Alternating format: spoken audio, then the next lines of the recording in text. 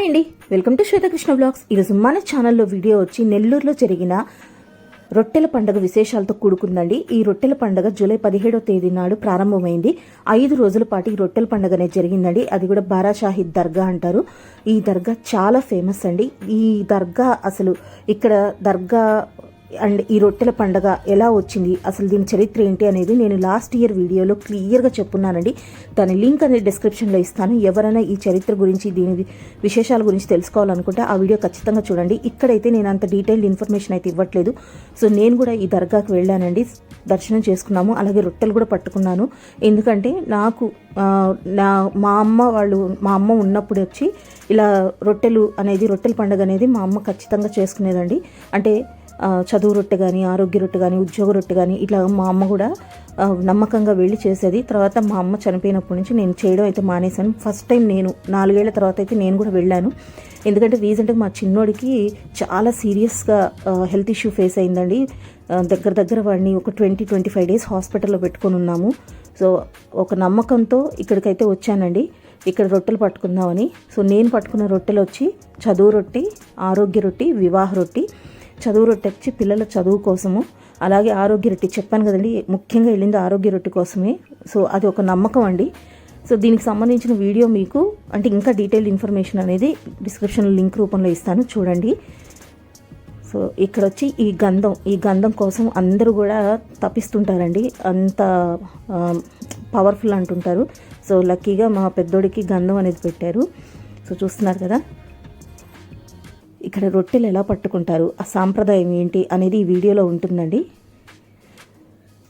చదువు రొట్టె అనేది ఏంటంటే మనము మార్పిడి చేసుకోవాలండి, అంటే వదిలి మళ్ళీ పట్టుకోవాలి. అలాగే ఆరోగ్య రొట్టె కూడా వదిలి పట్టుకోవాలండి. వివాహ రొట్టె అంటే పెళ్ళి అయిపోయింది అనుకోండి, అనుకున్నట్టు సంబంధం కుదిరి మొత్తం పెళ్ళి అంతా అయిపోయింది అనుకోండి, దాన్ని వదిలేసుకోవాలండి. లేదు ఇంట్లో ఇంకా పెళ్ళి అవ్వాల్సిన వాళ్ళు ఉన్నారంటే దాన్ని కూడా ఏంటంటే వదిలి మళ్ళీ పట్టుకోవాలండి. సో మీకు ఆ సమస్య అనేది తీరిపోతే వదిలేయచ్చండి, లేదంటే వదిలి మళ్ళీ పట్టుకుంటూ ఉండాలి. చదువు కంప్లీట్ అయ్యేంత వరకు చదువు కంప్లీట్ అయిపోయిన తర్వాత చదువు రొట్టెని వదిలేయచ్చు. సో అలా ఉంటుందండి.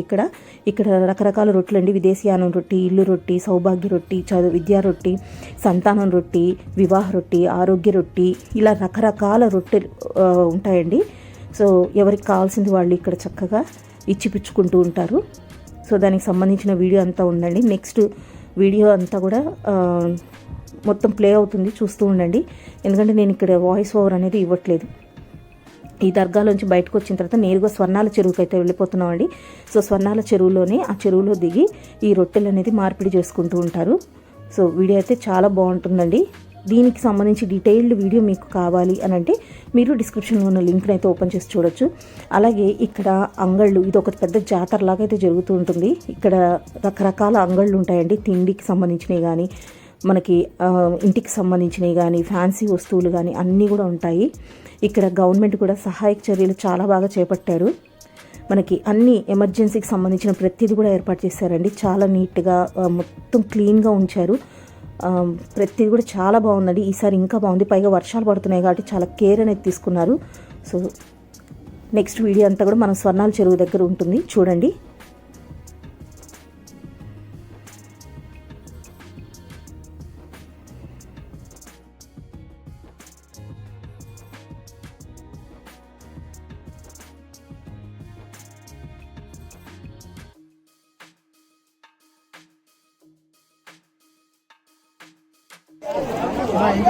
అంటే కోస రొట్టి ఉద్యోగం రొట్టి ఉందా?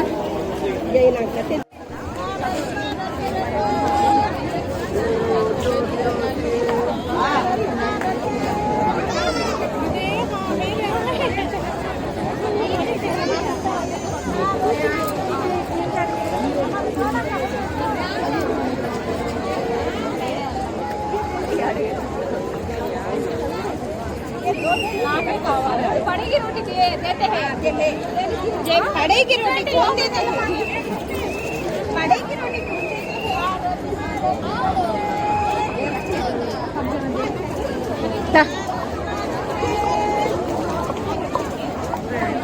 है?